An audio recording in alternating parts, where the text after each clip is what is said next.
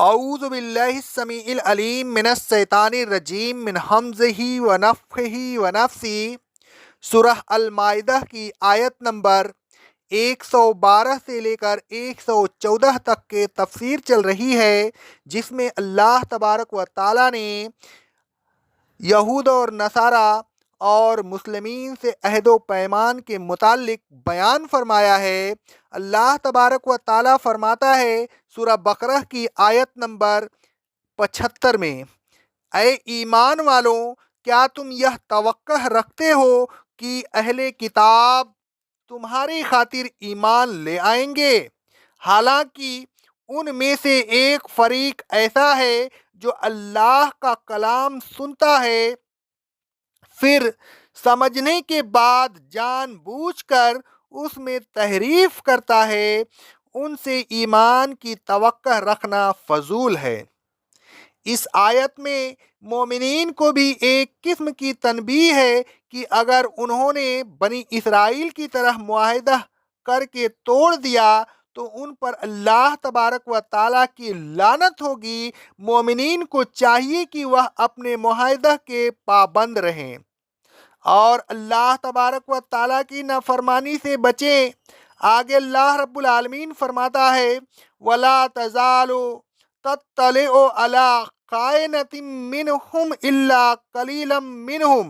اے رسول صلی اللہ علیہ وسلم، ان میں سے کچھ لوگوں کو چھوڑ کر باقی لوگوں کی خیانت کی اطلاع آپ کو برابر ملتی رہتی ہے۔ یہ مسلسل حق پوشی کر کے آپ کے خلاف سازشیں کرتے رہتے ہیں۔ فَاعْفُوا عَنْهُمْ وَاصْفَحُوا، تو آپ فی الحال انہیں معاف کرتے رہیں، درگزر کرتے رہیں۔ اللہ تبارک و تعالیٰ فرماتا ہے سورہ البقرہ کی آیت نمبر 109 میں، اور خبردار ہو جاؤ، بہت سے اہل کتاب حق ظاہر ہو جانے کے بعد بھی محض اپنے قلبی حسد کی بنا پر یہ چاہتے ہیں کہ کاش وہ تم کو تمہارے ایمان لانے کے بعد کافر بنا دیں۔ تو اے ایمان والوں، تم ان کی اس بات پر صبر کرو، ان کو معاف کرتے رہو، درگزر کرتے رہو، یہاں تک کہ اللہ تبارک و تعالیٰ اپنا کوئی اور حکم صادر فرمائے۔ بے شک اللہ اگر چاہے تو ان کو نیست و نابود کر سکتا ہے، کیونکہ اللہ ہر چیز پر قادر ہے۔ اللہ تبارک و تعالیٰ کے حکم کی تعمیل میں معاف و درگزر کرنا بھی ایک نیکی ہے، لہٰذا اے رسول صلی اللہ علیہ وسلم، آپ اس نیکی کو جاری رکھیں اور یہ اچھی طرح سمجھ لیں کہ ان اللہ یحب المحسنین، اللہ تبارک و تعالیٰ نیکی کرنے والوں ہی سے محبت کرتا ہے۔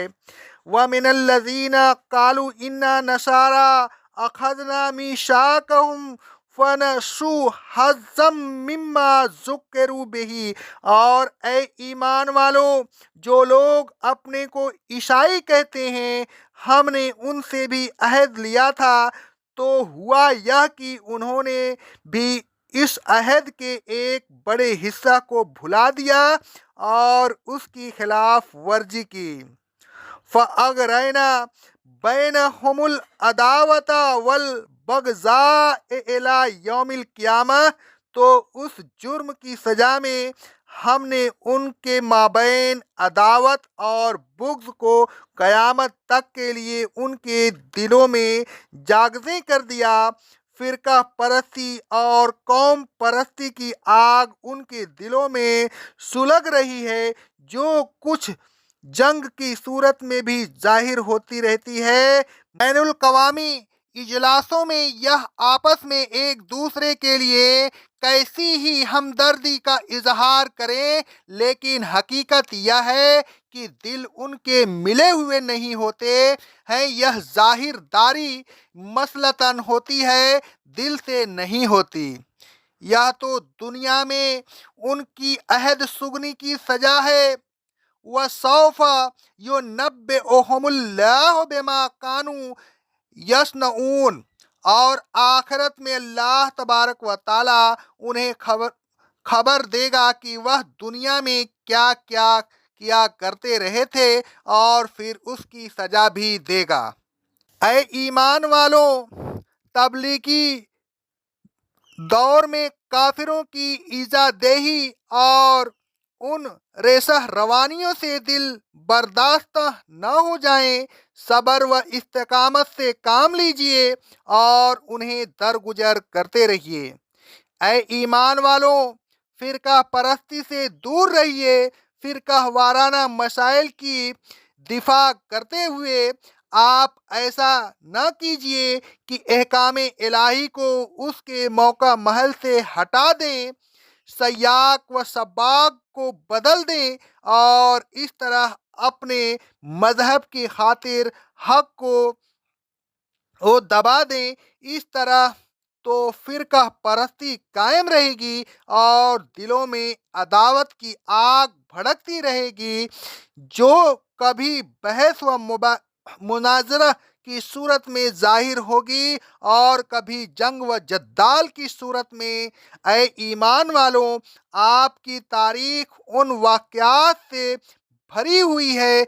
अब भी वक्त है, आप हक पोसी से तौबा करें और अपने फिरका वाराना मज़ाहिब को छोड़कर इस्लाम को कबूल कर लें, वरना याद रखें, दुनिया में तो आप फिरका परस्ती के नताइज भुगत ही रहे हैं, आखिरत में उससे भी ज़्यादा सख्त अजाब होगा।